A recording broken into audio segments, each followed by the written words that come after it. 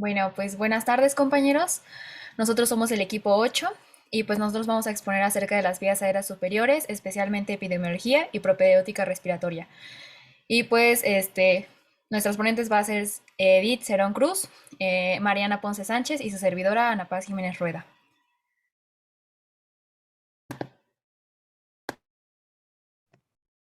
Hola, buenas tardes compañeros. Como lo mencionaron, mi nombre es Edith Terán Cruz y yo voy a empezar hablándoles de la epidemiología. En general, los datos de la OMS nos reportan que la población de todo el mundo está expuesta a más de 2.000 millones de humo tóxico en interiores, ya sea por las personas que todavía trabajan con cocinas de leña, el humo del cigarro, entre otros contaminantes más. Y 1.000 millones de contaminantes al aire libre son a lo que estamos expuestos en todo el mundo, y únicamente de humo de tabaco igual 1.000 millones. Entonces, estos han sido factores bastante importantes para que últimamente, y bueno, como lo hemos visto a lo largo de todos los años, las enfermedades del tracto respiratorio son tan importantes. La OMS también menciona como tema de importancia revisar factores como el envejecimiento poblacional, la falta de medidas preventivas y la comorbilidad, con otras enfermedades como la diabetes y la hipertensión, para desarrollar múltiples enfermedades de las vías respiratorias. Y esto es importante por lo que veremos a continuación. ¿Le puedes cambiar, por favor? En general, las infecciones respiratorias agudas son la causa número 1 de morbilidad en todo el mundo. Es la enfermedad más transmisible y más mortal. Es la cuarta causa de defunción, y en el 2019 la OMS nos arroja datos de que se cobraron alrededor de 2.6 millones de vidas a causa de algunas infecciones respiratorias agudas, principalmente la neumonía, y también es la causa más común de mortalidad en niños menores de 5 años. La que sigue, por favor. Ahora vamos a hablar igual de datos generales, pero en México.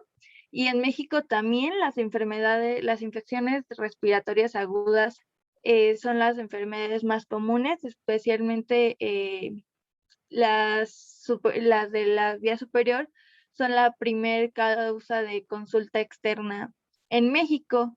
Son enfermedades que afectan principalmente a los dos extremos de edad de la población, a niños menores de 5 años y adultos mayores de 65 años, puesto que en estas edades su sistema va a estar más propenso a tener las enfermedades y a presentar más complicaciones. En el 2019, la segunda causa de defunción hospitalaria en México fueron causas relacionadas con el sistema respiratorio en un 15.2%. Y en el 2020, como sabemos, estamos pues viviendo una pandemia causada por una enfermedad respiratoria, que es el COVID-19. Y fue la segunda causa de muerte después de causas por enfermedades del corazón, con un total aproximadamente en ese año de 201.163 muertes. Y como les mencionaba, las infecciones respiratorias del tracto superior son el primer motivo de consulta externa en México, y solamente el IMSS reporta datos que por año llegan a haber hasta 71.690 casos. La que sigue, por favor. Bueno, aquí les puse un mapa que encontré en una publicación del periódico Universal, que está basado en la Dirección General de Epidemiología, y aquí nos reportan los estados que son más afectados con infecciones agudas. En primer estado tenemos a Zacatecas con 1.319 casos por 100.000 habitantes, y en Aguascalientes 1.295 casos por 100.000 habitantes también. Otros estados que también tienen bastantes casos de infecciones agudas del tracto respiratorio son Durango, Nayarit, Jalisco, Morelos, Tlaxcala, Hidalgo y Querétaro. La siguiente, por favor. Bueno, En el temario que nos pasó la doctora Ale, vienen distintas enfermedades, entonces traté de buscar la epidemiología de todas, incluyendo las del tracto inferior, porque no viene ningún otro apartado de epidemiología en el programa. Entonces voy a empezar con las 5 principales enfermedades del sistema respiratorio que la OMS menciona, que es el EPOC, la neumonía, cáncer de pulmón, tuberculosis y asma. Entonces empezaremos con el EPOC, que a nivel mundial la prevalencia en adultos de 40 años, porque sabemos que un factor de riesgo para la EPOC es una edad de arriba entre 40 y 45 años, y hay de un 9 a 10% de prevalencia. Se dicen en los últimos datos del 2019 que cerca de 65 millones de personas en todo el mundo sufren de EPOC, y esto hace que sea la tercera causa de muerte a nivel mundial, con el 6% total de las muertes. Y también se pronostica, según los datos de la OMS, que alrededor del 72 y 96% de las personas que sufren de EPOC realmente no están diagnosticadas. En México, el EPOC depende de los años, pero a partir de 2015 más o menos ha estado entre el cuarto y el sexto lugar de mortalidad y el cuarto lugar de morbilidad. Y en el 2015, por ejemplo, se reportaron 23.851 muertes por EPOC, sin ninguna otra patología más que el EPOC. Y también los datos nos hablan de que existe una prevalencia igual entre hombres y mujeres. La siguiente, por favor. El asma también es otra de las enfermedades más importantes del tracto respiratorio. Se dice que afecta de un 5 a 15% de la población. Casi la mitad de los casos comienzan antes de los 10 años. Son muy raros los casos en personas con mayores de 40 años, pero sí han llegado a existir. Y esta es la enfermedad crónica más común en la niñez. Se habla de un 14% de niños en todo el mundo que sufren de asma, y pues el asma en total afecta a 334 millones de personas aproximadamente. Igual son datos del 2019. En México, en cambio, en 2015 se contabilizaron 1.366 muertes por asma, que es el 3% del total de las muertes que se dieron por enfermedades respiratorias, y esto nos da una tasa de mortalidad de 1.16 por cada 100.000 habitantes. En 2014 se presentaron 304.480 casos, y también nos hablan igual los datos de que los grupos afectados, más afectados de edad, son niños de alrededor de 1 a 4 años, con 68.635 casos. Y más o menos los mismos casos se reportan hasta los 10 años de edad, y ya iban disminuyendo drásticamente. La siguiente, por favor. La tuberculosis a nivel mundial se considera como la enfermedad infecciosa letal más común, puesto que anualmente más de 10 millones de personas desarrollan tuberculosis, y de estos 10 millones, 1.4 millones muere cada año.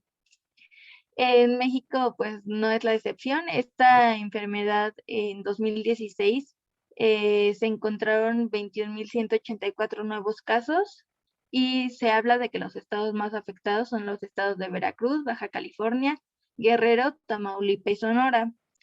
En 2016 igual se contabilizaron 2.569 muertes a causa de tuberculosis, y por ser una enfermedad de tanta importancia para todo el mundo, la OMS declaró el 24 de marzo como el Día Mundial de la Tuberculosis.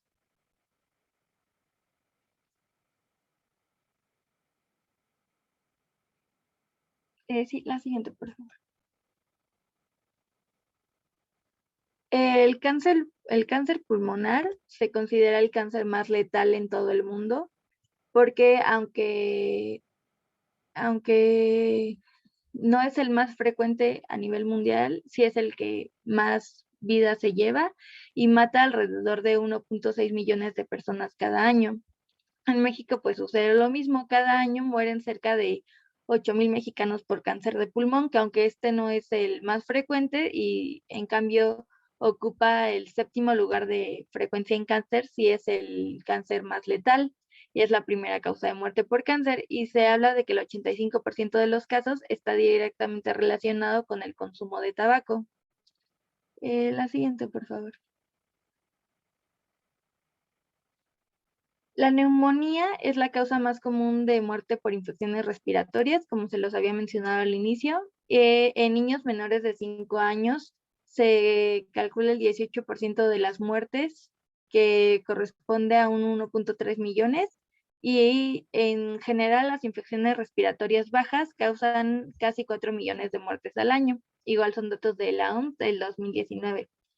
En cambio, en México, igual las neumonías se registraron 146,824 casos y de este total de muertes fueron 15,382 y que fueron provocadas por neumonías y también se presenta, como lo hemos visto en las otras enfermedades, en los extremos de la vida, en menores de 5 años y mayores de 65.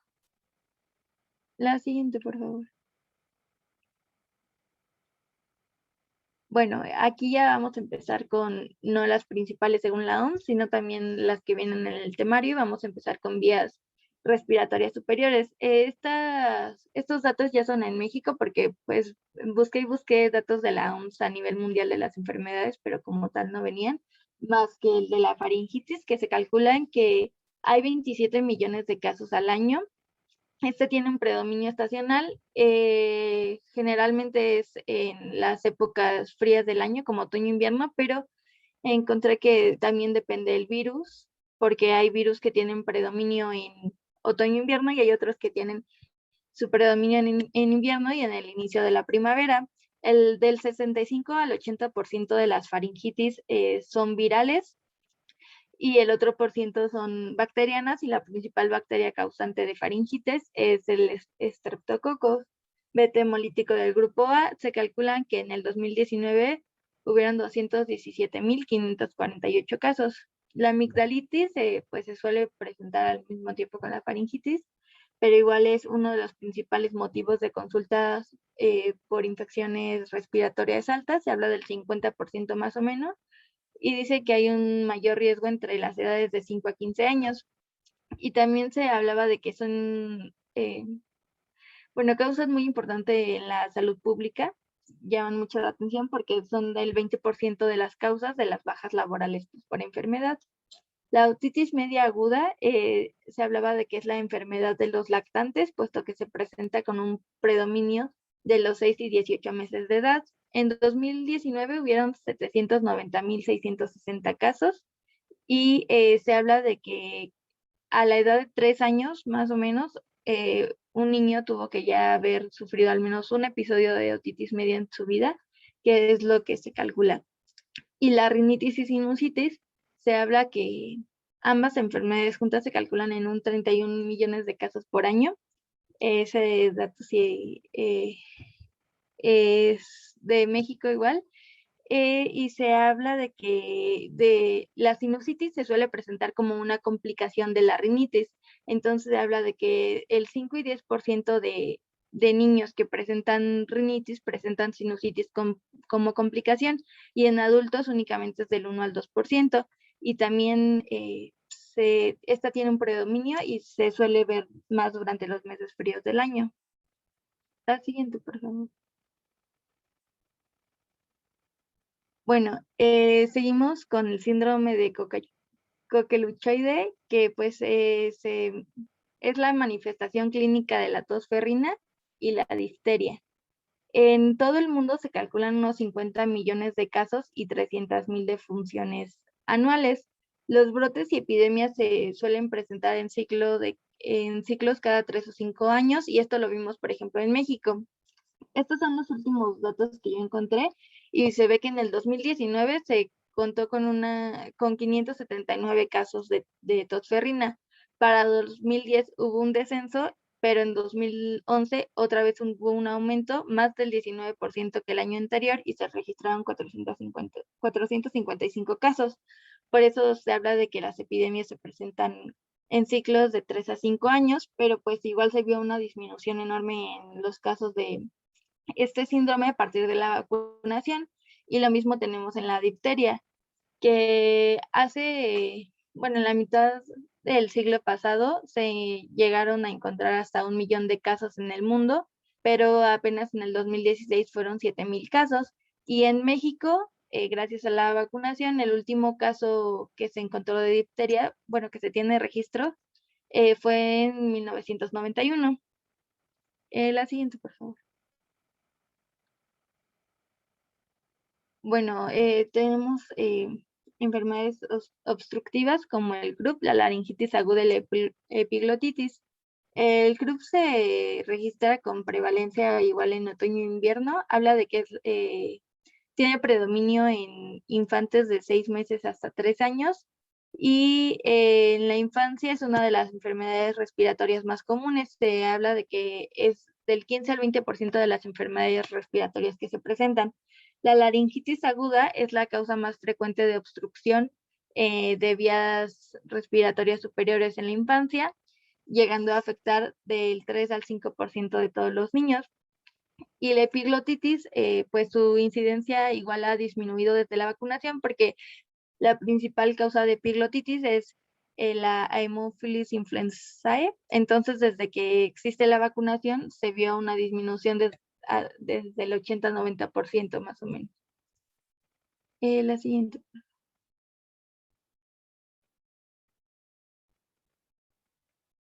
Bueno, y creo que esta ya es para terminar, que encontré igual,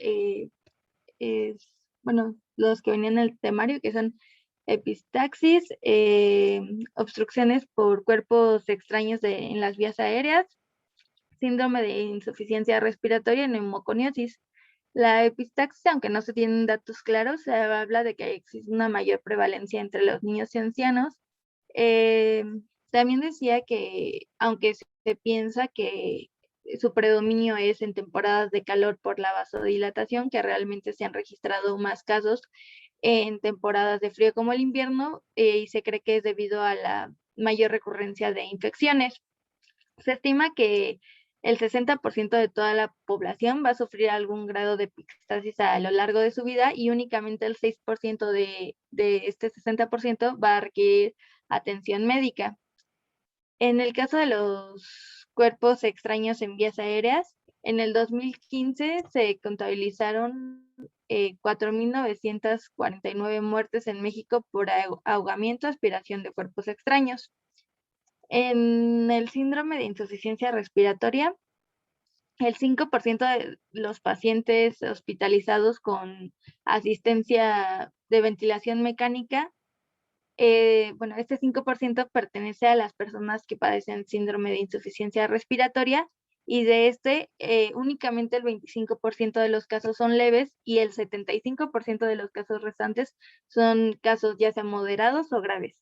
Y finalmente la neumoconiosis se conoce como la neumopatía por enfermedad laboral más frecuente y se habla de un 69,5% de todas las neumopatías por enfermedad laboral.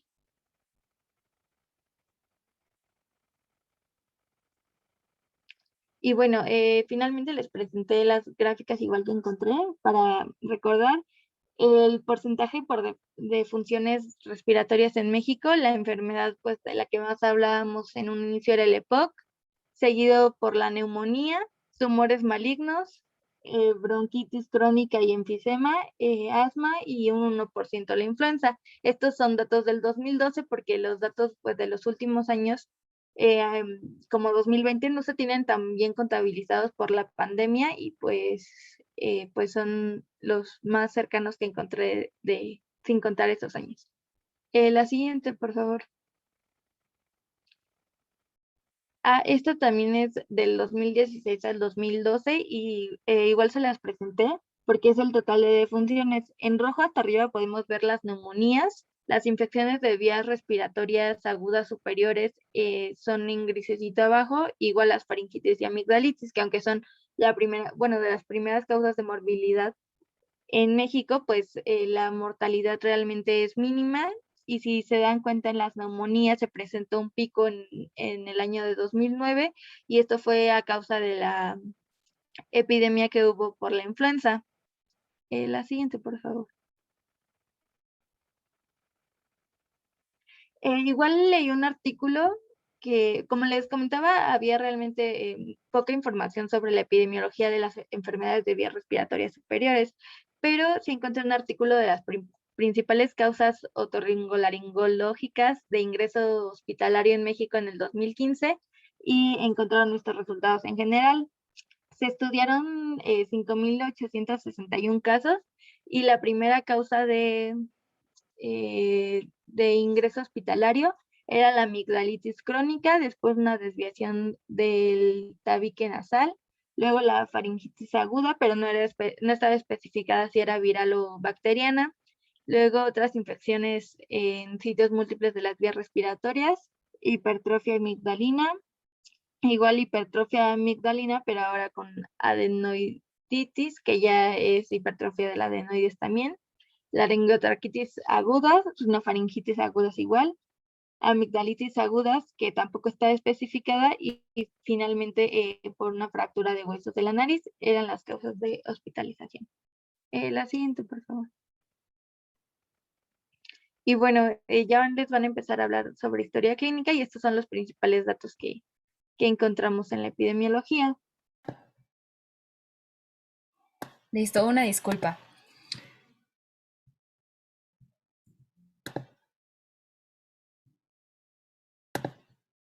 Bueno, ahora vamos a hablar de lo que es la historia clínica. Especialmente vamos a empezar con lo que es la anamnesis. Si me escuchan cortada o algo así, por favor avísenme porque mi internet ha estado fallando mucho. En el primer apartado que tenemos de lo que es la anamnesis tenemos la ficha de identificación, que nos va a permitir o nos va a arrojar datos específicos de nuestro paciente, que nos va a permitir determinar la enfermedad que él puede tener o el padecimiento que puede tener. En el caso de lo que es el sexo de género, pues hay algunas enfermedades que, como ya lo habíamos visto en básico, suelen ser más propensas en el hombre que en la mujer o viceversa. En el caso del asma, pues es una enfermedad que se da principalmente en los hombres y en las mujeres por igual. Sin embargo, esto suele, dependiendo de la etapa de edad que tienen, por ejemplo, son los escolares que de 2 a 5 años presentan una prevalencia mucho mayor en los niños. Y en el caso de la adolescencia, que son de los 10 a los 19 años, tienen una prevalencia mayor en lo que son las mujeres. En el caso de POC hay una mayor prevalencia en lo que son los hombres, sin embargo hay datos que se han arrojado en que la prevalencia tiene escasos números de diferencia con las mujeres. También tenemos lo que es la neumonía, que es principalmente de prevalencia en hombres y pues es una de las principales causas de muerte aquí en México. Posteriormente tenemos lo que es la bronquiectasis, que es una enfermedad que tiene mayor prevalencia en las mujeres que en los hombres. Su fisiopatología de esta enfermedad aún no es muy clara, sin embargo, se cree que es un trastorno congénito o adquirido por la dilatación anormal, permanente y destrucción de la pared bronquial. En el caso de la tuberculosis se presenta más en hombres, sin embargo es de las enfermedades infecciosas con más tasas de mortalidad en las mujeres.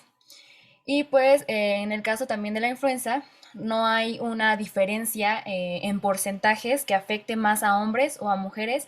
Sin embargo, es una cifra mayoritaria hacia las mujeres que hacia los hombres. Esto es principalmente porque las mujeres desempeñan actividades que tienen que ver con la convivencia con sus hijos y esto suele ser un foco en el cual algunos niños tienen una mayor prevalencia a padecer lo que es la influenza y eso puede producir que o puede condicionar que la madre tenga esta enfermedad. En el caso de lo que es la apnea de sueño, es un trastorno potencial grave que es principalmente, se presenta en hombres, también en mujeres, pero es mayor la prevalencia en hombres. Tiene otros tipos de factores de riesgo como son la obesidad, los antecedentes familiares, el consumo de tabaquismo y de alcohol y pues algunos sedantes antes de dormir. Pero sigue siendo más para los hombres, dos cifras más o menos del 28% más en hombres. Y en cuanto a la edad, pues tenemos que hay algunas enfermedades que son propias de la edad. En el caso de lo que son los recién nacidos, Tenemos que son los neonatos de 0 a los 28 días y las enfermedades más comunes es el síndrome de dificultad respiratoria, que es una enfermedad que se caracteriza por la inmadurez del desarrollo anatómico y fisiológico pulmonar en lo que es el recién nacido prematuro. Y pues en sí es la deficiencia de lo que es el factor surfactante que impide un inadecuado intercambio de gases. También en lo que son los recién nacidos hay lo que es la displasia broncopulmonar, que es una enfermedad pulmonar crónica que suele estar causada por una ventilación prolongada y pues esto es por el grado de prematurez igual en los recién nacidos. En el caso también de ellos está el síndrome de aspiración del meconio, el cual dificulta la respiración del neonato y esto puede ser principalmente provocado por lo que es la asfixia perinatal, la cual estimula lo que es la peristalsis intestinal y la relajación del esfínter anal y pues esto puede ser causado por la comprensión del cordón umbilical o de la cabeza durante el parto y pues esto hace una disfunción del factor tensoactivo. También en los niños hay la presencia, bueno, en los recién nacidos hay la presencia de lo que es la neumonía, que es la infección bacteriana invasiva más frecuente después de lo que es la sepsis primaria y pues se puede manifestar al momento del nacimiento o pocas horas después de él. Y pues en el caso de lo que son los lactantes menores, que son de 28 días a los 12 meses, pues es la presencia de sinusitis, que es la inflamación de revestimiento de la mucosa de uno o más senos paranasales. La otitis, que es la presencia de que lo que es el derrame en el oído medio con inflamación en la membrana timpánica. También hay la presencia de laringitis, laringotraqueitis y epiglotitis, que son enfermedades infecciosas agudas de las vías aéreas respiratorias altas, que causa una obstrucción pues a grandes rasgos. Y pues en lo que es el lactante mayor, que va de 12 meses hasta los 24, pues igual está la presencia de lo que es la otitis, de la bronquiolitis, que este es un episodio de inflamación de las vías respiratorias bajas, inducidas por lo que es un virus, que es principalmente el rinovirus y el parainfluenza. Y pues este se caracteriza por tos y disnea principalmente. Y también se encuentra lo que es el CURP viral, que es la laringitis aguda obstructiva. Esto suele ser también en los lactantes mayores principalmente. Esta enfermedad es dada principalmente por razones anatómicas, ya que el diámetro de la vía aérea de los niños es mucho más pequeño que los adultos. Entonces, pues el grado de inflamación, pues, eh, pues obstruye lo que es el flujo aéreo. Entonces, eso impide que, bueno, provoca esta obstrucción. En el caso de los preescolares, que va de 2 a 5 años, está presente lo que son las infecciones respiratorias agudas, que son las afecciones al tracto respiratorio de etiología viral o de etiología bacteriana. Y pues estos se caracterizan de estar en un promedio de 3 a 6 episodios en el año, por así decirlo. Y pues está la presencia de tos, rinorrea y estornudos. También en ellos se presenta lo que es el resfriado común, que es una infección de etiología viral, que es más frecuente en lo que es otoño y primavera, y pues esto es causado principal por lo que es el rinovirus. También en ellos hay lo que es la neumonía adquirida en comunidad, que es la inflamación del parénquima pulmonar causado por Streptococcus epeumia. Hay presencia de fiebre, taquipnea, estertores crepitantes. También está la otitis, la laringitis y la laringotraqueitis y epiglotitis. También en ellos se presenta lo que es la bronquitis aguda, que es la inflamación abrupta de la mucosa bronquial, perdón, y que se expresa en forma aguda con tos secretora. También en ellos está la influenza y la tosferina que es tos de fiera o colecuch, causada por la Bordotella pertussis, y es una tos de tipo espasmático y de congestión conjuntiva. En un escolar de 6 a 11 años, pues está lo que es la rinitis alérgica, que es la inflamación de la mucosa, que esto se puede presentar de 3 a 5 cuadros por año y tiene una duración de 2 a más días. También está lo que es la neumonía adquirida por comunidad y en los adolescentes, de que es de 10 a 19 años, está la rinitis alérgica, que igual son cuadros de 3 a 5 por año y pues tiene una duración de 2 o más días. Y también está lo que es la faringoamigdalitis, que es una enfermedad aguda febril con inflamación de los folículos linfoides, que se caracteriza por la presencia de eritema y pues edema, exudado, y pues es causado principalmente por el Streptococcus beta, del grupo C. También en ellos está lo que es la tuberculosis, que es una enfermedad infecciosa y contagiosa causada por el Mycobacter tuberculosis y pues tiene una presentación de una manifestación vespertina por más de 2 semanas y se acompaña de tos crónica e hiporexia. En adultos que son de 19 a 40 años está lo que es la influenza y el cáncer de pulmón. También en lo que son los adultos mayores está la influenza, la hipertensión arterial pulmonar, que es una forma de hipertensión pulmonar en el cual las pequeñas arterias de los pulmones se estrechan y bloquean o destruyen, y esto dificulta el paso de la sangre. Por lo tanto, esto requiere que se aumente la presión para que llegue una adecuada perfusión. Y pues también en ellos está presente lo que es la EPOC. Eso es principalmente. Y pues en los antecedentes heredofamiliares, ay no, perdón, me falta la ocupación habitual. La ocupación habitual, ya nos los había hablado un poco nuestra compañera Edith, que existen trabajos con una mayor disposición a padecer enfermedades respiratorias, como son las neumoconiosis, que son enfermedades del pulmón, que se dan principalmente por la exposición a minerales y a ciertos compuestos de polvo, los cuales provocan una inflamación crónica. Los que yo consideré fueron la siderosis, que es por el hierro metálico y óxido de hierro, el cual está principalmente en los trabajos de fundición y de soldadura. Lo que es baritosis, que son las sales de bario, que es en la manufacturación de vidrio e insecticidas. La silicosis, que es el dióxido de silicio, que es principalmente en las personas que trabajan con rocas, con cerámica y que se dedican a la construcción. La asbestosis, que es del asbesto, que son personas que trabajan principalmente en la construcción. Y la vicinosis es un tipo de asma que está presente en los trabajadores que se dedican a la industria textil por la inhalación del polvo del algodón. En el caso de todo esto se considera una exposición prolongada en unos 10 años, pero esos son más o menos las enfermedades que pueden tener por la ocupación que tienen. En el caso del lugar de residencia, pues hay muchas enfermedades que se desarrollan en presencia de climas húmedos, en presencias, no sé, de ríos, de mar y también la cercanía a lo que son los núcleos urbanos. Por ejemplo, lo que es EPOC está asociada a una respuesta inflamatoria a lo que es partículas o gases nocivos.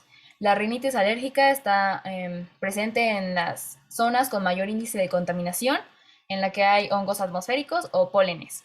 En los asmáticos es una de las principales son igual lo que son los pólenes, los polvos domésticos, los hongos, pelos de animales, y pues eso puede contribuir a que sea el origen o a crear alguna recaída asmática. En el caso de la influenza, pues es igual una enfermedad contagiosa que está presente en lo que es la temporada invernal, y esta suele ser como, bueno, en datos del 2018 se considera que en la Ciudad de México, Querétaro y Estado de México es donde hay la mayor concentración de esta enfermedad y que hay más personas que se llegan a contagiar por la influenza. Y eso es principalmente de lo que es la ficha de identificación. En lo que son los antecedentes heredofamiliares y de tipo congénito, pues tenemos algunas enfermedades como es el EPOC, el asma, el cual la fibrosis quística principalmente en congénitos, el cual es una enfermedad congénita y familiar, en lo cual está debido a un gen que está en el brazo largo del cromosoma 7 y el gen se denomina CFTR. También está lo que es el EPOC, que es una enfermedad crónica inflamatoria, igual que es como de etiología del humo del cigarro, pero hay hay más etiologías que pueden causar esto. En las infectocontagiosas tenemos lo que es la tuberculosis, la influenza, la difteria principalmente, y los crónico-degenerativos pues es el asma bronquial y el EPOC principalmente. Eso sería de la anamnesis en antecedentes heredofamiliares. También tenemos los antecedentes personales no patológicos, en el cual se toma en cuenta lo que es la vivienda, la higiene personal, la alimentación, los hábitos de sueño y lo que son las inmunizaciones. En el caso de lo que es la higiene, pues el hogar es un factor eminente para pues evaluar las enfermedades y pues si se tienen, por ejemplo, alfombras, tapizados, peluches, ya que pueden producir algún alérgeno y pues por lo tanto hacer asma o rinitis, por ejemplo. En la vivienda igual, si está en zona rural, si está en zona urbana, si hay cercanía con las fábricas, con compendios industriales, si entran polvos, gases químicos, puede desencadenar alguna enfermedad como EPOC, asma, neumonía. E igual si la vivienda tiene una adecuada ventilación, que no haya filtración de la humedad, bueno, de lo que es el agua, para esto que no haga humedad y por lo tanto haya aparición de moho o hongos y que ocasionen un riesgo para lo que es enfermedades como el asma y la rinitis. Y en el caso de lo que es la alimentación, pues igual es un factor de riesgo para desencadenar padecimientos como es la desnutrición y por lo tanto causar una afectación a lo que es el sistema inmunológico. También puede ser el desarrollo de factores de riesgo para la apnea del sueño y porque es más presente en las personas con obesidad. Y lo que son los hábitos de sueño, igual es característico de la apnea del sueño, ya que las personas suelen presentarse somnolientas, con cefalea, inclusive con problemas como emocionales. Eso es principalmente de lo que es los hábitos de sueño. En el caso de lo que son las inmunizaciones, pues las vacunas que nos interesarían son lo de la tuberculosis, la pentavalente celular, que protege de la bacteria, tosferina, tétanos, poliomielitis e infecciones de la influenza de tipo B. La DPT, que es de difteria, tos y tétanos. La neumocócica, perdón, conjugada y pues son infecciones por neumococo. La triple viral, que es sarampión, rubiola y paratoditis, esta no tanto, pero lo que es la TDPA, que es tétanos, difteria y tosferina, y lo que son las antiinfluencias, que tanto para pediátricos como para los adolescentes como para los adultos. Eso es principalmente. Y los antecedentes personales, pues patológicos, igual van a ser las alergias que presente nuestro paciente a algunos alérgenos. Los infectos contagiosos puede ser igual, lo que es tuberculosis, COVID ahorita, y lo que es también la difteria. Y los crónicos degenerativos, bueno, eso ya se los he mencionado. Y los toxicológicos, principalmente lo que es el consumo del tabaco. Y pues eso es prácticamente de lo que es la anamnesis. ¿Alguien tiene una duda? Es que esto ya lo habíamos visto en básicos, entonces traté de no concentrárselos mucho. Pero sí, ¿todo bien? Sí, todo bien, gracias. Sí, todo Sí, bien. sí.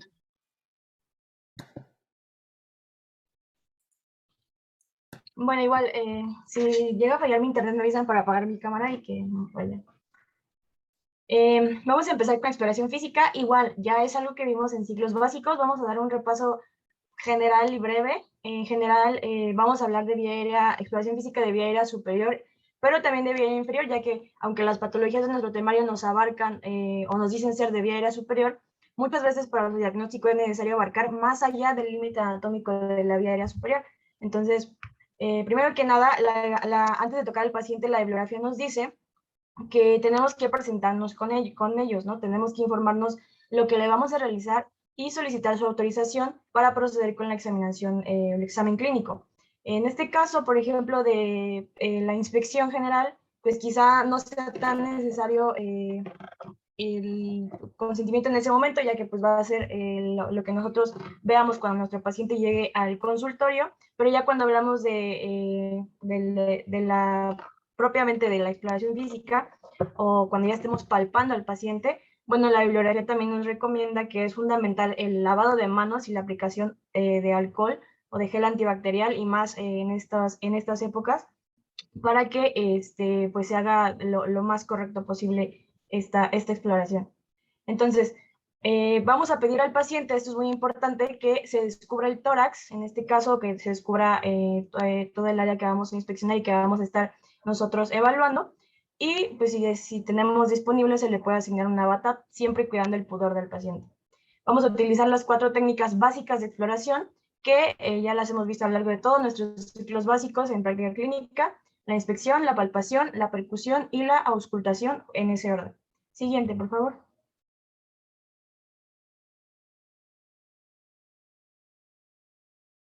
Ok, primero que nada vamos a hablar de la inspección.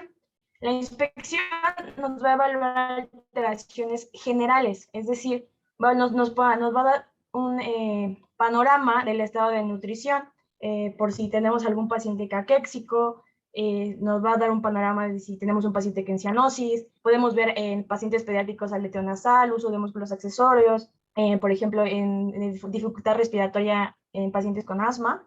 Podemos tener fases características, como puede ser la adenoidea, nos marca la bibliografía, que esta fase adenoidea es por una respiración bucal, es característica por eso. La fase disneica, que pues va a ser una fase de angustia o de, vamos a ver al paciente como con ojos de susto, con ojos abiertos, sus ventanas nasales dilatadas, va a tener palidez de tegumento, cianosis y la boca también entreabierta. La facies abotargada va a ser característica del paciente bronquial crónico o con bronquitis crónica, que pues lo podemos ver en pacientes con EPOC, y su cara va a ser pues una cara abotargada como su nombre lo indica, y azul, igual cianótica. En la actitud, que me la salté un poquito, tenemos que los pacientes muchas veces van a tener posiciones antiálgicas. En realidad, para vía aérea superior, como tal, no es que el paciente vaya a tener una posición dependiendo de si le duele o no le duele su faringe o su garganta. Pero lo que sí podemos llegar a ver es la posición trípode, que esta posición trípode es cuando los pacientes inclinan su tronco hacia enfrente y se apoyan sobre algo, ya que esto de alguna manera a ellos les hace sentir como que pueden respirar o que pueden ventilar un poco mejor. El decúbito lateral suele observarse ya en patologías de vías aéreas inferiores, como derrames pleurales, etcétera, etcétera, y pues también se menciona que en algunas de vía aérea superior, para aliviar la sensación de la disnea o facilitar de alguna forma la expansión pulmonar, si es que por alguna razón está afectado un pulmón más que otro. El estado de la piel que vamos a ver en el paciente, pues bueno, tenemos que inspeccionar si hay presencia de vesículas, cicatrices por algún proceso traumático, por algún proceso quirúrgico. Vamos a ver hematomas si es que estamos frente a algún trauma reciente. Y siguiente, por favor.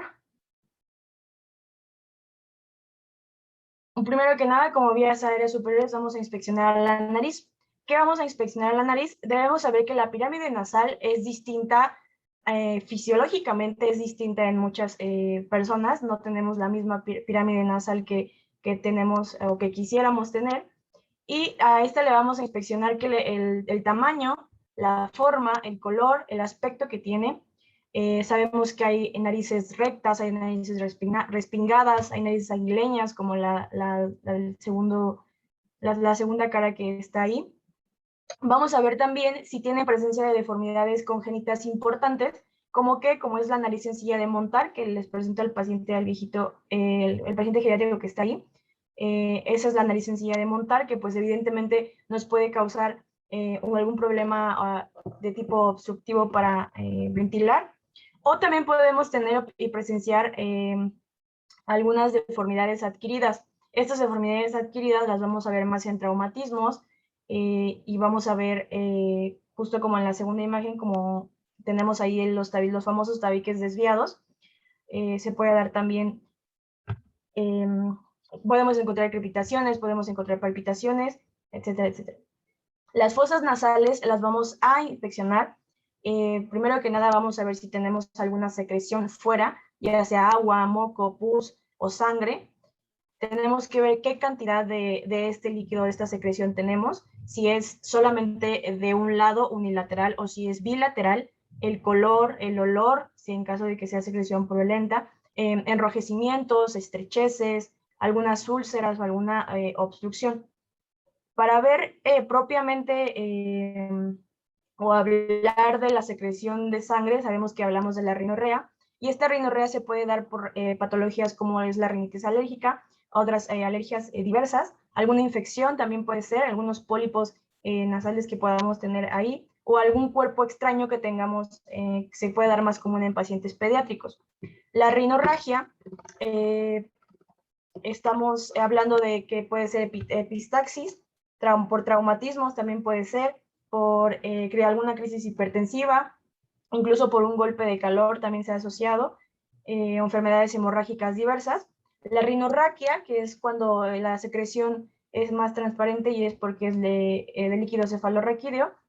Esta es más común o es característico de una fractura de cráneo, de base de cráneo, de lámina cribiforme. Y también hay que inspeccionar que la respiración sea nasal y no sea ruidosa o no sea complicada, que sea fácil. No tenemos que escuchar ninguna especie de ruido ni tiene que ser dificultosa para el paciente. Para inspeccionarla dentro, vamos a usar la rinoscopía, vamos a hacer como tal un examen físico con rinoscopía anterior. Con esto vamos a necesitar un espéculo cerrado y pues podemos hacerlo dependiendo de la bibliografía que consulten o de las estructuras que quieran visualizar, a 0 grados, a 90 grados, a 60 grados, introduciendo este espéculo en la cabeza con posición erecta y se va a dirigir formando un ángulo recto vertical para después abrirlo. Ya una vez que lo abrimos, ¿qué vamos a observar? Tenemos que observar el suelo nasal, los cornetes inferiores, los natos inferiores, la porción anterior del tabique nasal y el piso de la fosa nasal. ¿Qué vamos a inspeccionar también? Cómo se ve la mucosa, el volumen y el aspecto de los cornetes, que no se vean inflamados, que no se vean edematizados, la morfología del tabique nasal, como ya vimos que puede tener ciertas alteraciones o puede incluso haber algo ahí que esté obstruyendo, como pueden ser los pólipos, el estado de la permeabilidad y la presencia o la ausencia de secreciones. La mucosa nasal, por lo general, debe de ser de un color rojo intenso, reluciente, y puede pasar que esté pues congestiva como en procesos agudos o en procesos crónicos de alergias. También puede estar pálida en algunos procesos alérgicos y se puede ver muy vascularizada, sobre todo en el área del tabique.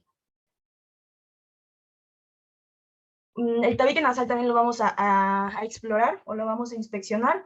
Tiene que ocupar una posición más centrada a la línea media, en teoría no debería estar desviado hacia ningún lado, se debe de ver bastante recto, grueso en su parte anterior y más delgado en su parte posterior, y pues debemos de buscar también perforaciones, costras, algunas ulceraciones que puedan salir o diversas secreciones. Siguiente, por favor. Hablando de la faringe, la inspección va a iniciar, si bien la boca es más del proceso digestivo, la inspección va a iniciar afuera, por los labios. Vamos a ver la coloración, su hidratación, su simetría, si hay alguna lesión, sus mucosas. También vamos a inspeccionar su cara interna, observando lo mismo, su coloración, si las mucosas se ven hidratadas o se ven secas, y así como la integridad de sus frenillos labiales, tanto superior como inferior. Como tal de la inspección de la orofaringe, que es la parte de la faringe que podemos ver directamente, solo nos va a permitir ver su pared posterior a través del istmo de las fauces, como lo vemos ahí en la imagen. Entonces, para eso, el paciente tiene que tener su boca abierta, la lengua pues le vamos a pedir que la saque, que muchas veces podemos necesitar de una batelenguas para ayudarnos y para apoyarnos a deprimir la lengua y tener un panorama un poquito más amplio. Se le va a pedir al paciente por lo general que hable o que emita algún sonido, por lo general es la A, para que empuje un poco la úvula o se pueda mover, y así incrementar un poco más el campo visual, ¿no? En estricta teoría lo tenemos que ver en un paciente sano, así como se ve ahí. Las amígdalas palatinas tienen que ser de color rosado, pueden rebasar apenas el borde de los pilares anteriores que tenemos ahí. Su superficie de las amígdalas palatinas pues es irregular, pero no deben de observarse ni ulceraciones, no deben de haber secreciones, no debe de haber placas, no debe de haber nada ahí anómalo. Sí es irregular, pero tiene que estar así, su color rosita. La mucosa de la pared posterior de la orofaringe también debe observarse de color rosado, debe observarse brillante, y a veces se llega a apreciar una capa de moco transparente, pero pues no es no en situaciones patológicas, o no es necesario que sea una situación patológica.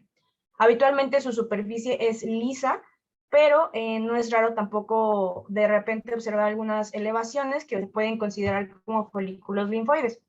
La presencia de alguna infección, en este caso de alguna faringitis, pues puede provocar que esta mucosa de la orofaringe se nos ponga ya más de un color rosado, se nos torne a un color rojizo, así como un aspecto pues más granuloso, debido al crecimiento de este tejido linfoide submucoso, que pues ya va a ser muy notorio. También se pueden acumular más secreciones mucosas o purulentas, incluso sanguinolientas, dependiendo de qué proceso estemos hablando. Algunas infecciones bacterianas también pueden causar abscesos retrofaringeos, que pues lo vamos a ver ahí muy grande, un absceso. A veces se le llama también absceso amigdalino, y pues se va a ver ahí justamente como un abultamiento en la parte posterior de la orofaringe. Siguiente, por favor.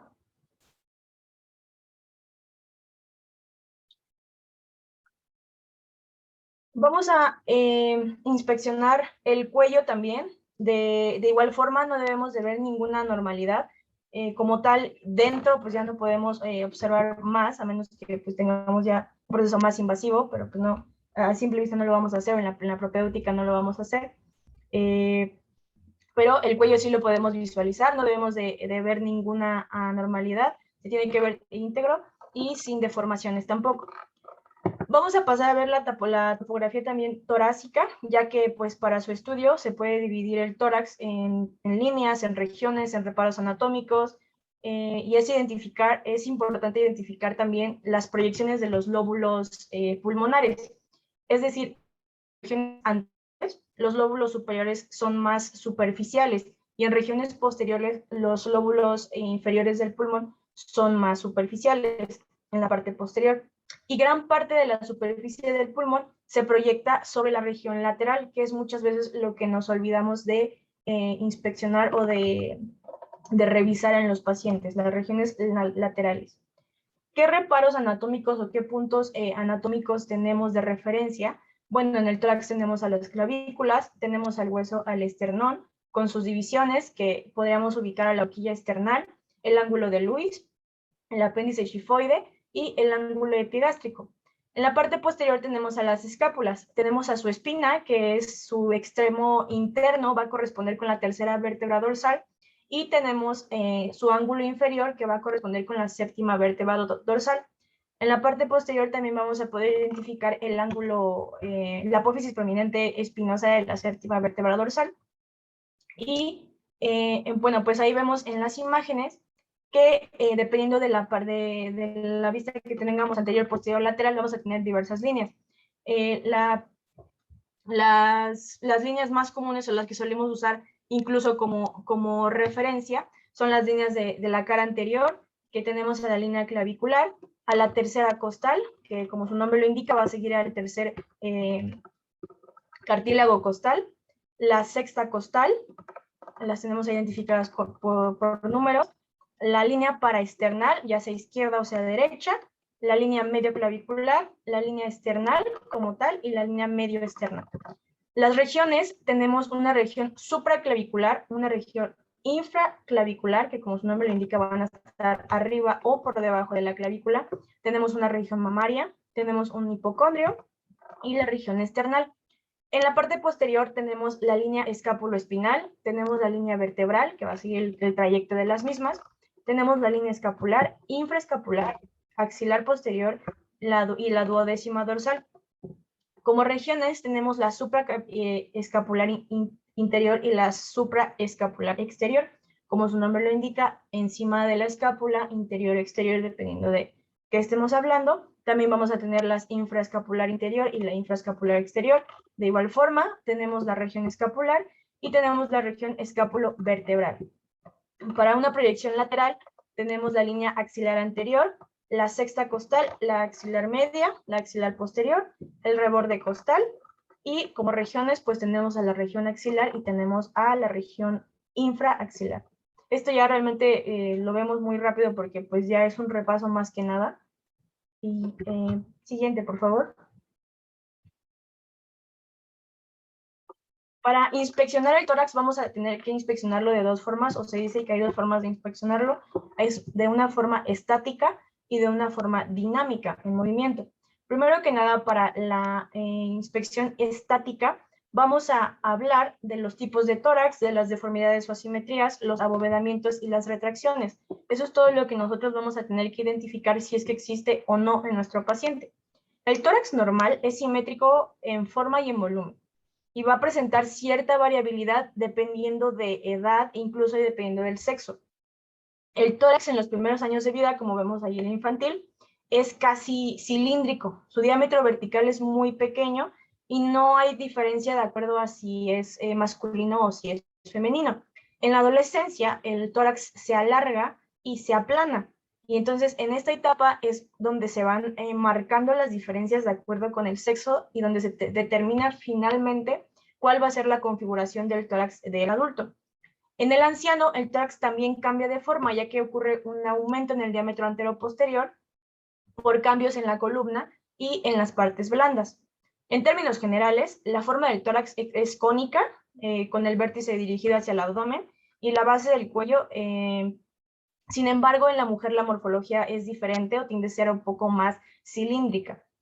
En cuanto a su morfología, hay que recordar que la forma del tórax en sujetos asténicos o en sujetos ectomorfos, pues es un poco más alargada y un poco más estrecha, y en los pícnicos o endomorfos, pues va a ser más corto y más globoso. Y en el caso de los atléticos, pues también va a tener uno totalmente diferente, va a ser más robusto y más prominente. Podemos tener deformaciones de origen congénito o adquirido, y en las congénitas, pues vamos a tener el tórax en embudo o el pectus excavum, que se va a caracterizar por la depresión en la región external.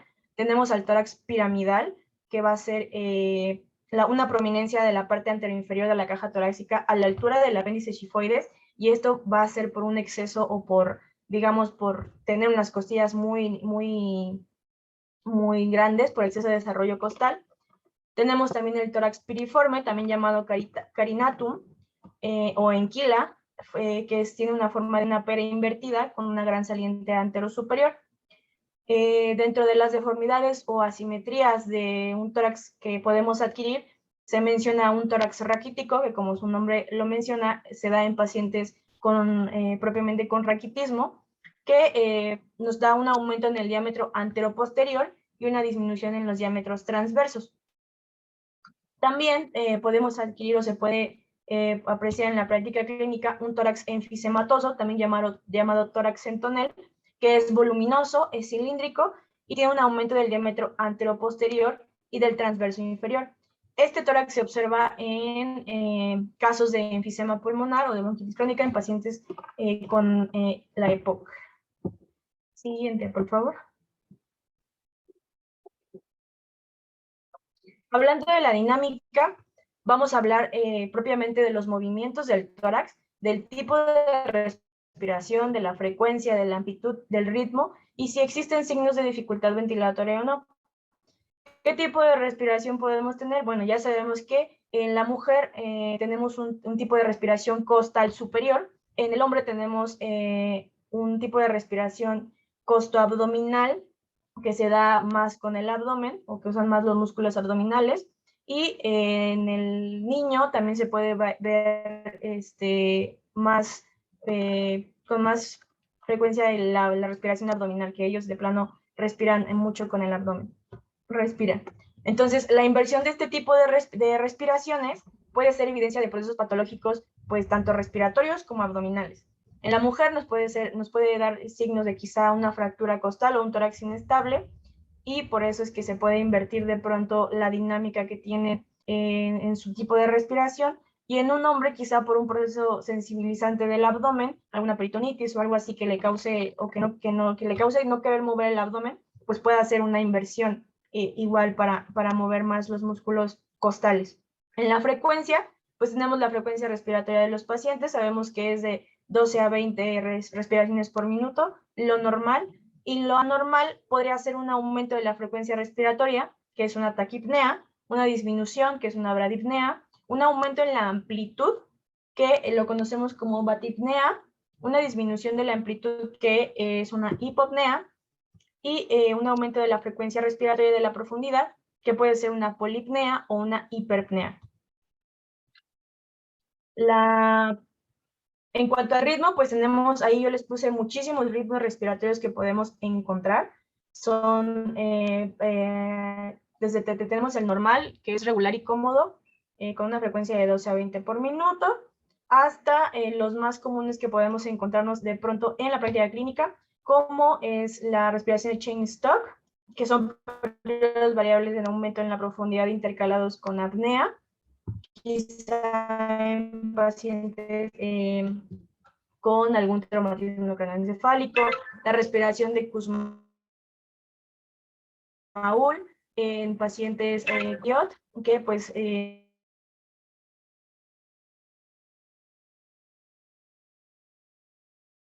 siguiente, por favor.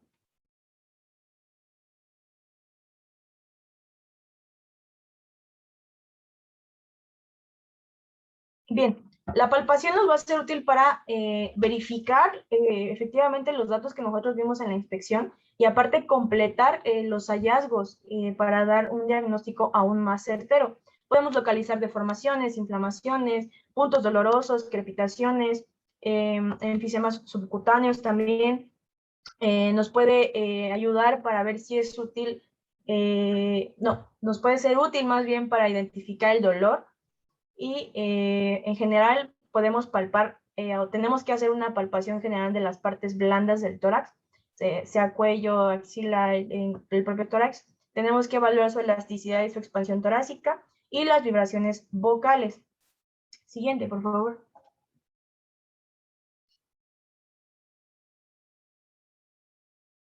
En la palpación general de las partes blandas, en el caso de la nariz, ya no lo puse propiamente ahí, pero hay que palpar el tabique nasal en busca de deformidades, alguna sensibilidad al tacto o en específico buscar crepitaciones en caso de que sospechemos de alguna fractura de tabique. Y la palpación de la tráquea puede llegar a ser útil, ya que pues muchas veces se suele desviar a la derecha en algunas patologías, sin embargo pues casi no es común que digan, bueno, vamos a palpar la tráquea. La sensibilidad para el cuello, para el cuello y la axila hay que palpar o hay que ser muy sensibles para palpar los ganglios, más que nada en las zonas anatómicas donde estos se encuentran. Ahí tenemos la imagen de que tenemos que tener un dedo detector y un dedo de acción, que es el que va a ir sintiendo los nódulos, y esto nos puede ser útil en patologías infecciosas. Para alteraciones de la sensibilidad, bueno, pues un paciente con dolor torácico puede ser muy subjetivo porque la palpación de estas estructuras nos va a saber bien o nos va a saber orientar bien hacia dónde está dirigido la etiología de este dolor, de qué es lo que está causando, ¿no? Porque puede ser tanto de origen cardíaco como de origen respiratorio, como de origen gastrointestinal o incluso osteomiarticular, ¿no? Cuando, como en el ejemplo de cuando duelen las articulaciones costocondroesternales, en la costocondritis, o el dolor sobre las costillas que se puede asimilar o se puede asociar con alguna fractura que ya existe alguna crepitación. Sobre el borde inferior de las costillas, pues puede haber puntos neurológicos vertebrales, laterales y externales y nos pueden orientar a unas neuralgias intercostales. Entonces es importante sí palpar esta zona para ver específicamente de dónde viene o de cuál es la etiología de ese dolor, ¿no? Porque de pronto el dolor es muy subjetivo. La percepción, a ver, hay veces en que podemos sentir o palpar diversas crepitaciones, pero muy finitas, no semejantes a las crepitaciones del hueso. Y esto nos puede indicar, o estas crepitaciones subcutáneas, digamos, porque se sienten más como en la piel, un enfisema subcutáneo, como su nombre lo indica. También hay que palpar o hay que buscar el frémito o roce pleural, que pues esto es percibir vibraciones con la palma de la mano en las regiones más que nada infraaxilares e inframamarias. También encontré, como en esa imagen le indica, que pueden ser en la parte posterior, en esas zonas o en esos puntos, buscar justamente estos frémitos o estos roces pleurales y nos va a indicar que o vamos a estar sintiendo el roce de las pleuras o en las pleuritis, en alguna pleuritis o una pleuritis seca. El frémito bronquítico nos va a indicar lo mismo mediante las vibraciones, nos va a indicar que hay aparición de secreciones espesas y pues no debemos olvidar tampoco explorar, como ya lo dijimos, las regiones axilares en busca de adenopatías o en el caso de las mujeres, no olvidar la inspección y la palpación de las mamas, ya que pues sabemos que el cáncer de mama es uno de los tumores más frecuentes en la mujer. Siguiente, por favor.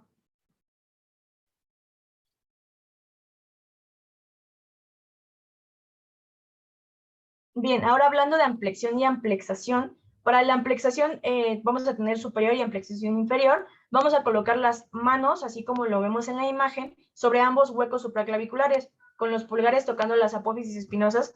Los dedos medio e índice van a situarse sobre las clavículas y las manos del explorador se van a colocar con suavidad. No vamos a hacer presión, no vamos a ejercer nada de fuerza, para que nosotros podamos permitir libremente el movimiento de expansión del tórax.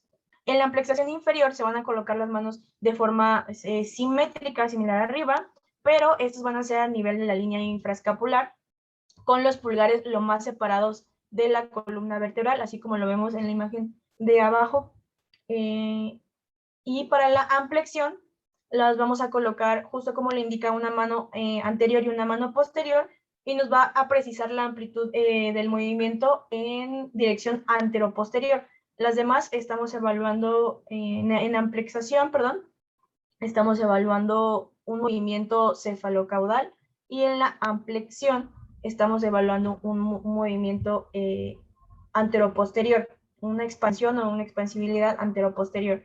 Entonces, vamos a colocar, como ya lo comenté, una mano en la cara anterior, una mano en la cara posterior, y vamos a pedirle al paciente que inspire y expire, y nosotros debemos notar que esta inspiración y esta expiración debe de hacerse de forma simultánea, con la misma amplitud, con el mismo volumen, y en ambas fases respiratorias. Todo debe de venir igual.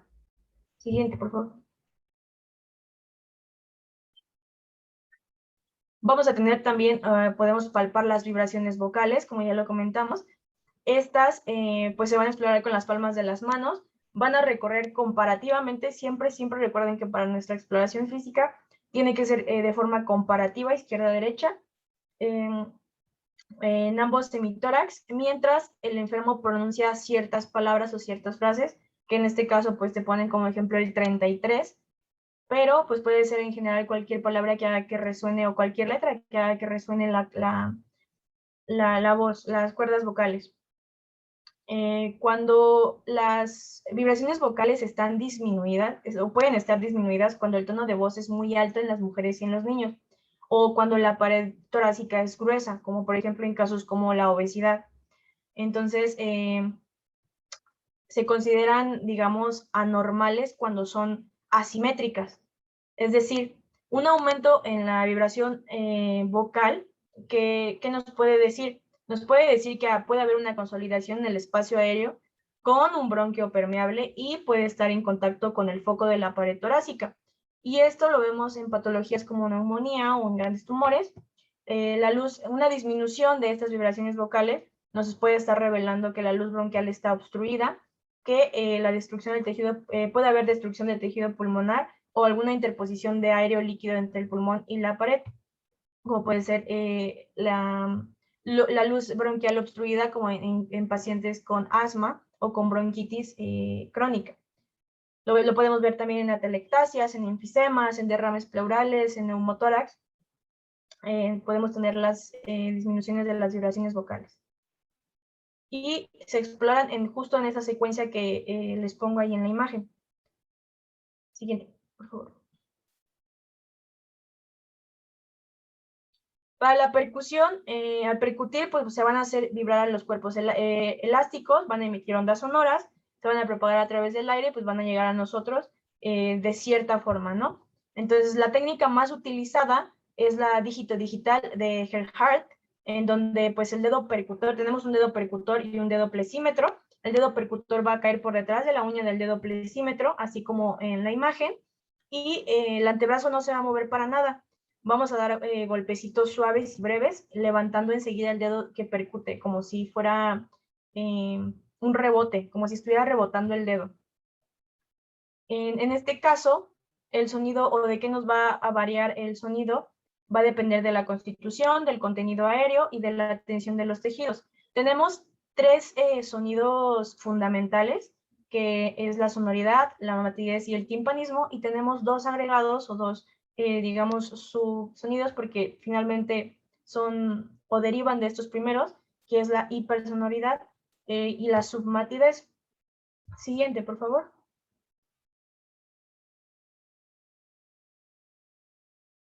En este caso también vamos a tener una secuencia en cómo debemos ir percutiendo. Vemos que es cefalocaudal, es de arriba hacia abajo, comparativamente. Tenemos que ir haciendo tanto en lo anterior como en lo posterior.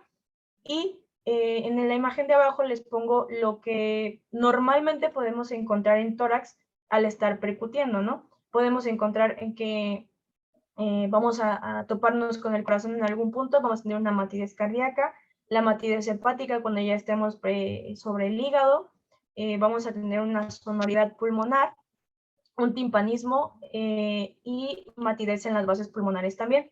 En términos generales, el sonido se transmite mejor en los medios sólidos, mientras que en los medios líquidos y aéreos se transmite con mayor dificultad. Entonces, ya más o menos con eso nos podemos ir dando una idea de qué vamos a ir o qué podemos ir escuchando dependiendo de las patologías a las que nos enfrentemos. Siguiente, por favor.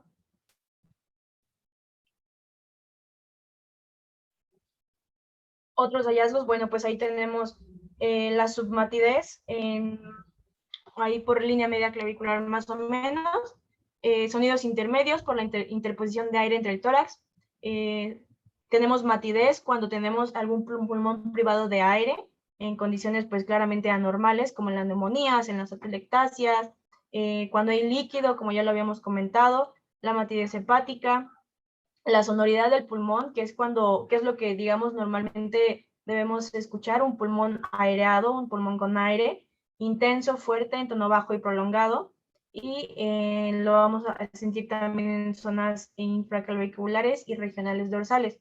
Vamos a tener una hipersonoridad más fuerte y más grave que la sonoridad normal del pulmón, y se va a encontrar en pulmones hiperaireados, como en el caso del asma, una crisis asmática o un enfisema.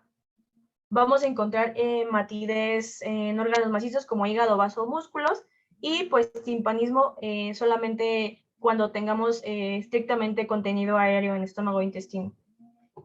Siguiente, por favor.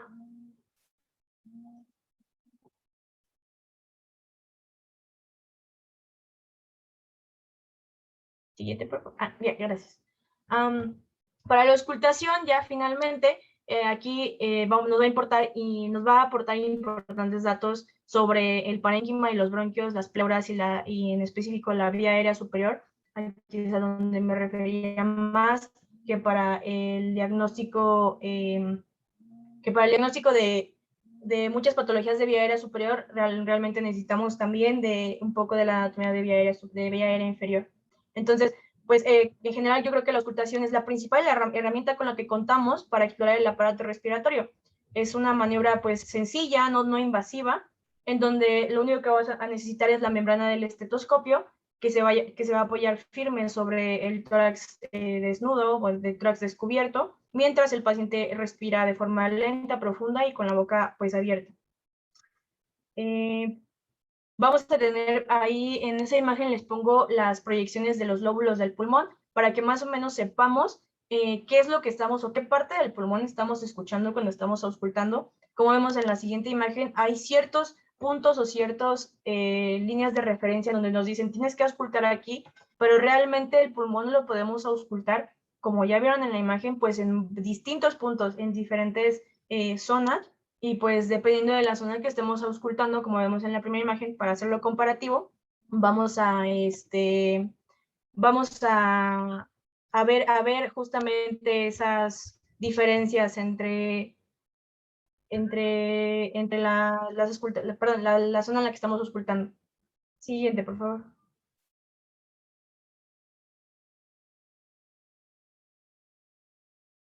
Vamos a tener unos sonidos normales que, como ahí los tenemos, una respiración brónquica, o se le llama también como soplo laringotraqueal. Es un sonido áspero, se va a escuchar en forma de J, algunas bibliografías lo refieren. Va a ser más que nada expiratorio. Al momento de inspirar y expirar, lo vamos a escuchar justamente aquí en la horquilla esternal, ahí donde se ve identificado. Vamos a escuchar también de forma normal el murmullo vesicular, que es un sonido suave, es un sonido más inspiratorio que expiratorio, o lo vamos a escuchar más fuerte en la inspiración que en la expiración, y es lo que en teoría deberíamos escuchar en cualquier zona que auscultemos el pulmón. Y también vamos a tener una respiración broncovesicular en la parte posterior, donde es un murmullo vesicular un poco más rudo, un poco más, más prolongado y más fuerte. Siguiente, por favor.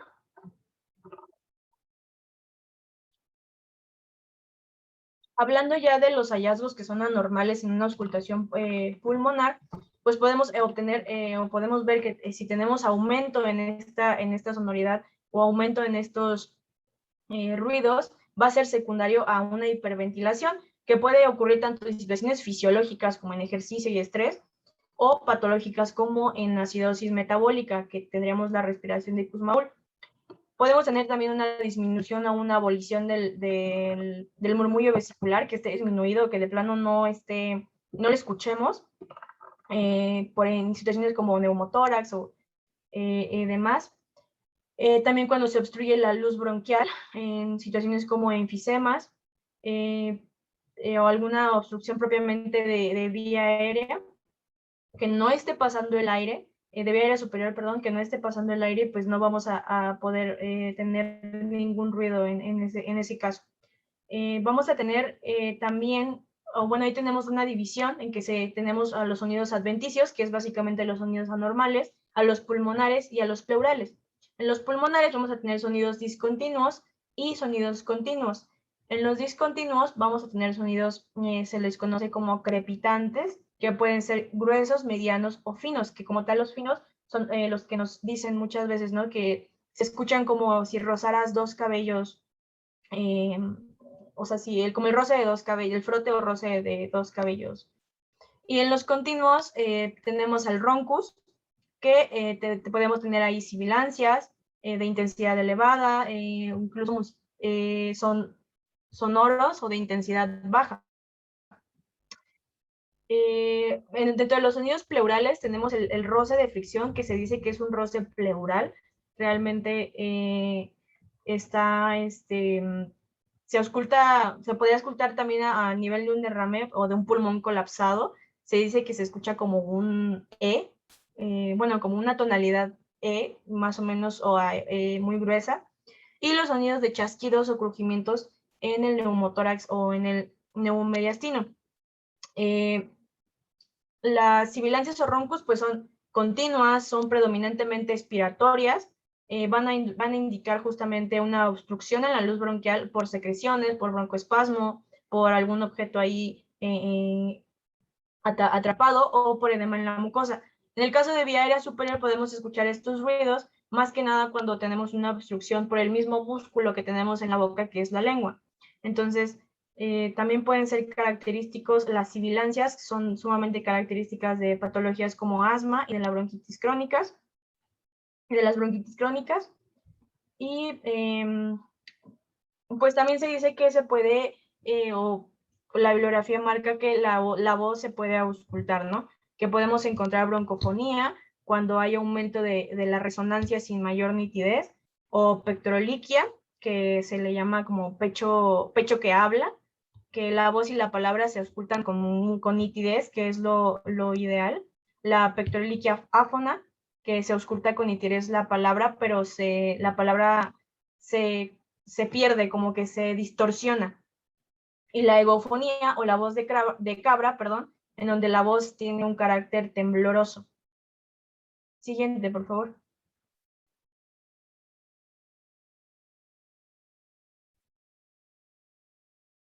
Finalmente, este autor nos recomienda o nos menciona que un algoritmo semiológico ideal o bueno para, no ideal, más bien bueno y rápido para nuestra inspección, para nuestra exploración física del tórax o de nuestras vías aéreas, es precisamente seguir primero con la inspección y luego irnos directamente a la auscultación, ¿no? Saltándonos de pronto la palpación y la percusión. Y en dado caso de que encontremos algún ruido, si encontramos la auscultación normal, pues podemos finalizar el examen físico. Realmente esto es más por cuestión de tiempo que por nada, ya que pues si estamos en instituciones privadas, pues bueno, valdría la pena realizar toda la exploración como es, pero si estamos en instituciones públicas donde pues realmente son muchos pacientes y son muchas consultas, no tenemos o no tendríamos el tiempo de realizar todos los pasos de la semiología como debería ser. Entonces, por eso es que propone este algoritmo en donde en caso de que ya encontremos alguna alteración, el murmullo vesicular disminuido o abolido, entonces sí, ya vamos a empezar a explorar un poco más a profundidad la broncofonía, las vibraciones, vamos a percutir, vamos a palpar, etcétera, etcétera.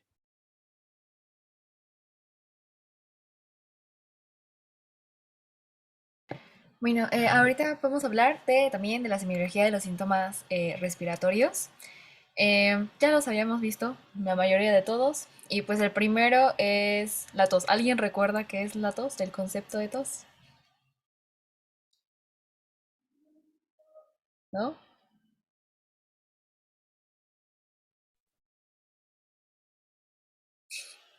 Ok, bueno. Pues la tos es la contracción espasmódica y repentina de los músculos respiratorios que tienden a librar el árbol respiratorio de secreciones y cuerpos extraños. Principalmente lo mencionan como un sonido característico causado por la expulsión forzada de aire contra la glotis inicialmente cerrada. En la tos tenemos lo que son tiempos de evolución que se dividen en aguda y subaguda.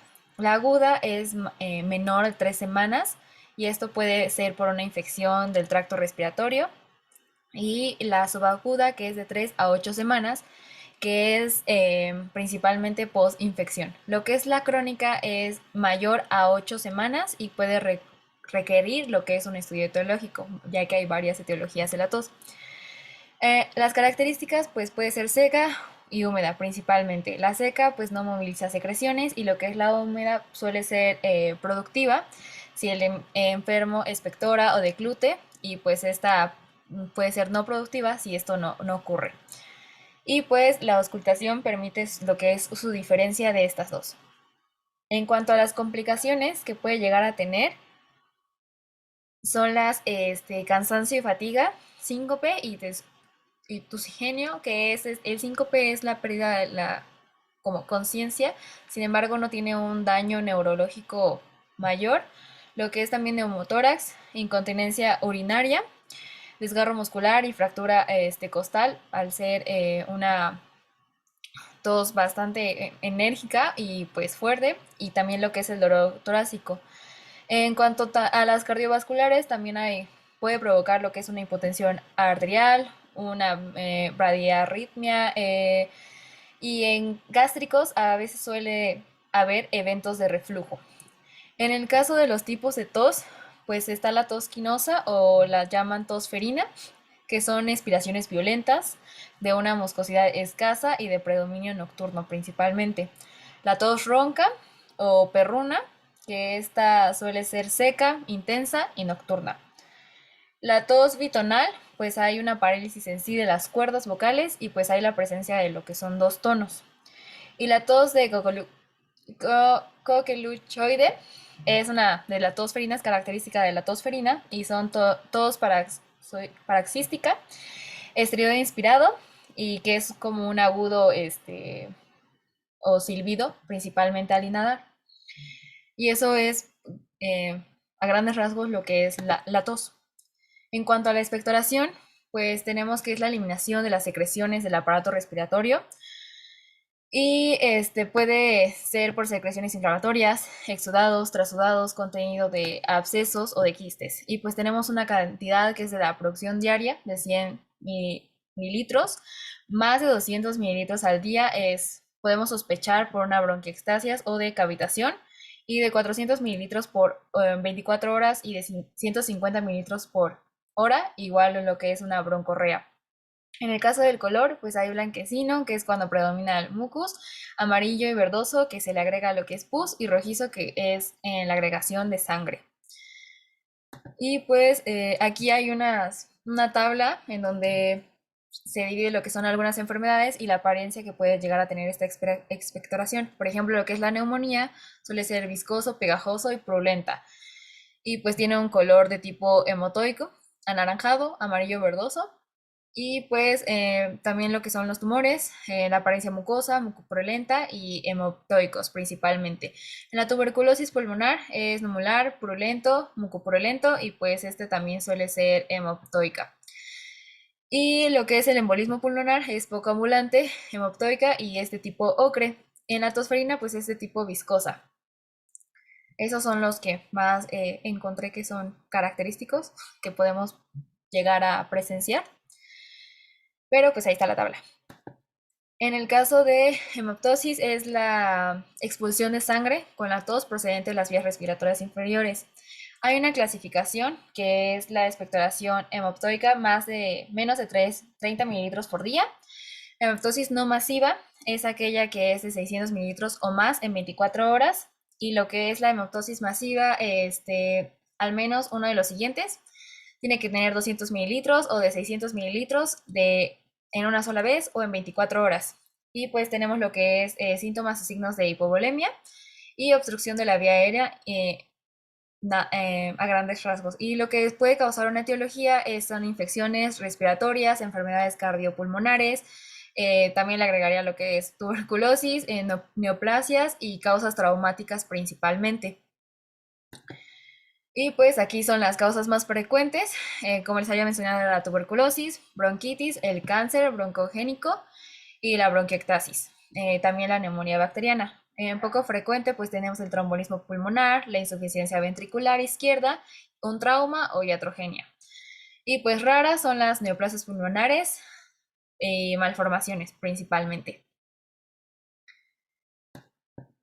En el caso de la disnea, pues lo mencionan como una sensación, es subjetiva de lo que es dificultad en la respiración, que es la sensación como de falta de aire, en donde su origen puede ser multifactorial, pudiendo intervenir varios factores fisiológicos, psíquicos, sociales y después del medio ambiente. Y pues tenemos lo que es de tiempo de evolución, que es aguda, que se define como un inicio de síntomas en horas o días, y la disnea crónica, que se presenta con síntomas de más de 3 semanas de evolución. Y pues normalmente a nosotros al realizar lo que es la evaluación clínica, en el examen físico podemos apreciar lo que es una hipotensión, una taquicardia, una posible cianosis, el uso de la musculatura accesoria, lo que son el movimiento alar de la nariz. Podemos ver que el paciente se está esforzando por tratar de respirar. Y pues tenemos causas frecuentes, es de etiología, puede ser cardiovascular, respiratoria, mecánicas, metabólicas y psicógenas. Y pues de cardiovascular tenemos primero lo que es la anemia, un edema, una pericarditis, una insuficiencia cardíaca. En el respiratorio, pues es la aparición de cuerpos extraños, bueno, aspiración, lo que es el edema, EPOC, agudizado, el asma, neumonía, atelectasias y neumotórax. En el caso de pues las mecánicas son características las fracturas costales, y la enfermedad metabólica pues es de acidosis metabólica con la respiración de Kussmaul. En el caso de las psicógenas, pues puede ser ansiedad o depresión, y en otras causas puede ser por un reflujo gastroesofágico o alteraciones abdominales, principalmente. También tenemos lo que es tipos de disnea. La disnea continua es la que no tiene realmente una pausa, es continua, realmente todo el tiempo el paciente está teniendo una dificultad o esa necesidad de querer aire. La intermitente pues suele ser de episodio súbito, que habitualmente es durante los descansos nocturnos. También esta va como muy de la mano con la disnea de reposo, el cual igual al estar el paciente en súbito tiende que levantarse de su reposo. En el caso de esfuerzo, pues son de percepción de malestar respiratorio que aparece con niveles de actividad que normalmente no causan este tipo de malestar. En el decúbito o ortopnea, pues es al estar en esa posición. El decúbito lateral o trepopnea igual, y lo que es la posición vertical o propnea es cuando el paciente pues está en bipedestación. Y pues algunas de las escalas de disnea es la MCR, que es una escala Medical Research del CUNCIL, que mide la disnea durante actividades como diarias y es principalmente para EPOC. La NIHA, que es principalmente de teología cardíaca, que puede causar esta disnea. Y pues ahí se clasifica de acuerdo a la clase que tiene de disnea, pues se le da ya que sea clase 1, que es ausencia de síntomas; 2, síntomas con actividad moderada; 3, con síntomas con escasa actividad; o 4, que son síntomas en reposo. Y pues la escala de Borg es principalmente igual, es una escala visual en el cual el paciente se llega a encontrar de acuerdo a las actividades que fue realizando. Y pues ahí se escala, no sé si se puede ponerse ropa, cambiarse o bañarse. Él se clasifica de acuerdo a la escala que tiene aquí, de 0 al 10, que realmente tiene esa dificultad respiratoria. Y esas pues algunas escalas diagnósticas de la disnea. En el caso de la cianosis, es un signo clínico principalmente que se manifiesta por la cantidad de hemoglobina, que esta es una proteína que se halla en los glóbulos rojos, que transporta lo que es oxígeno principalmente, y esto puede ser por una reducción, y pues esto da un color azulado a piel y mucosas. Y pues lo que es la cianosis central es una alteración que impide la saturación de oxígeno. Generalmente es derivada de lo que es pulmonar o cardíaca, y se presenta de manera bilateral y es perceptible principalmente en las mucosas. Y lo que es la cianosis periférica, pues es la saturación de oxígeno no se produce por alguna situación que obstruye o retarda, como la restribución venosa, y pues se caracteriza por ser principalmente localizada. Entonces, aquí les puse algunas causas, igual que son la mayoría cardíacas o respiratorias, y, en cuanto a la central y a la periférica. Y pues tenemos lo que es el dolor torácico, que esto es pues común, que es una ascensión álgida localizada en la zona situada entre el diafragma y la supraclavicular. Y pues hay algunas causas del dolor torácico. Pueden ser cardiovasculares, gastrointestinales, pulmonares, digestivas, todo, psicológicas. Entonces tienden a tener varias etiologías este dolor torácico, y pues de acuerdo a la característica que tenga este dolor, pues ya no sé si se acuerdan de su mnemotecnia de Alicia, en donde pues podemos llegar a hacer el interrogatorio, y de acuerdo a esto podemos centrarlo en algún dolor característico, como por ejemplo el patrón isquémico, que es retroesternal o precordial, que es a realización de un esfuerzo, y pues son síntomas principalmente vegetativos; el pleurítico, que es el que ahorita nos va a interesar, que es un dolor punzante, un dolor que aumenta con la tos o expiración, y sin dolor a la presión costal principalmente. Y lo que es patrón pericárdico, igual retroesternal, variación de cambios posturales, alivio con la posición, y similar a un dolor coronario. Y esto es como a grandes rasgos lo que puede causar y cómo lo podríamos clasificar el dolor torácico de acuerdo a sus características. Y pues eso sería todo de nuestra parte. No sé si tengan alguna duda de alguno de los temas que abarcamos, o todo esté bien. ¿Alguna duda, chicos? No, Sí, doctora, yo sí gracias. tengo una duda. Bueno, en la disnea se mostraron ciertas escalas, como cuál se podría utilizar o cuál es la más conveniente. Pues es dependiente. Por ejemplo, en urgencias yo he visto que utilizan más lo que es la NIHA, pero esta es una escala que se llega a caracterizar únicamente cuando vienen de problemas cardíacos, principalmente. Y lo que es la MCR, pues realmente, pues ambas escalas, si si las buscas, tienden como a funcionar para lo que es la enfermedad EPOC, pero pues realmente la NIJA es especialmente cardíaca y el MCR es una disnea de tipo respiratoria. Entonces, pues yo creo que la escala adecuada sería la MRS. Sí, perdón. Ok, gracias. Bueno, nada más acuérdense que también, pues, si se fijan todos los ítems, por ejemplo, de la escala de Borg, es muy subjetivo, ¿no? Sí, por ejemplo, la escala, digo, el 0 dice nada de nada. De 0.5, muy, muy ligera, apenas apreciable.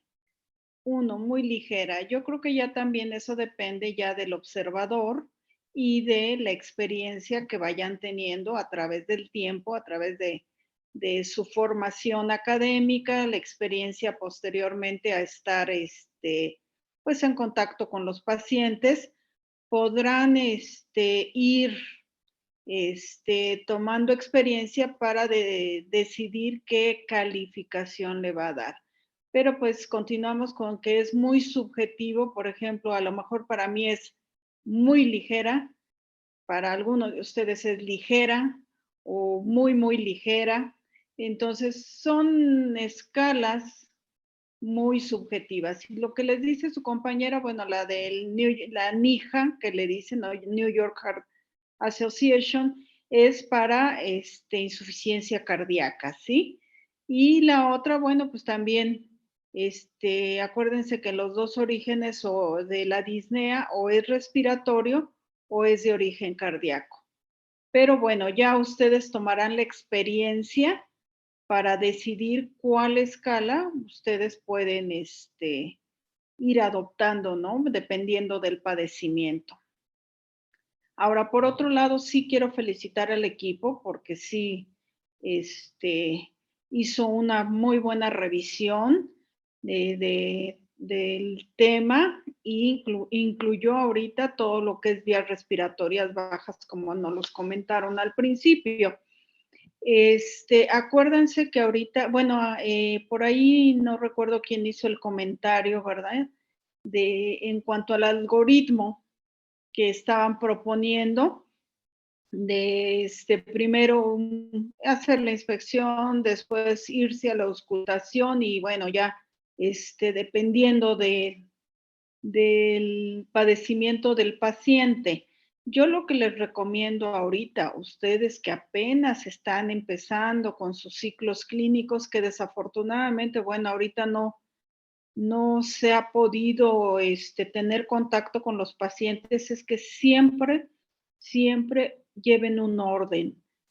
Inspección, palpación, percusión, auscultación. Aunque bueno, ya dependiendo de la experiencia y la escuela que ustedes adopten, pues pueden hacer la inspección, pasarse a la auscultación y posteriormente la palpación y la percusión. Eso, pero ahorita para ustedes es muy, muy importante que sigan un orden y siempre siguiendo ese orden, no se van a perder con los diagnósticos.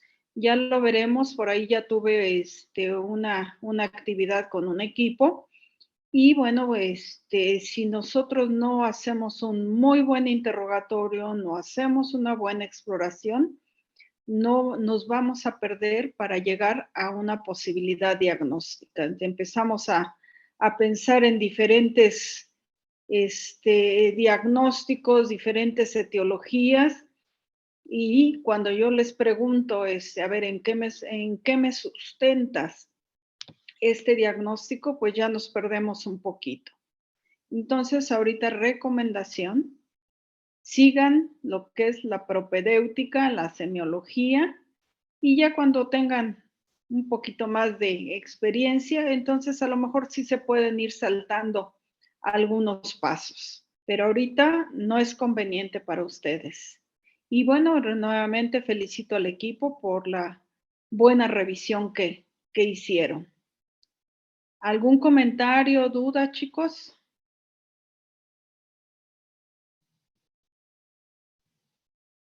No, gracias. No, doctora. Doctora, No, quedó doctora. claro. Porque, bueno, como comenté,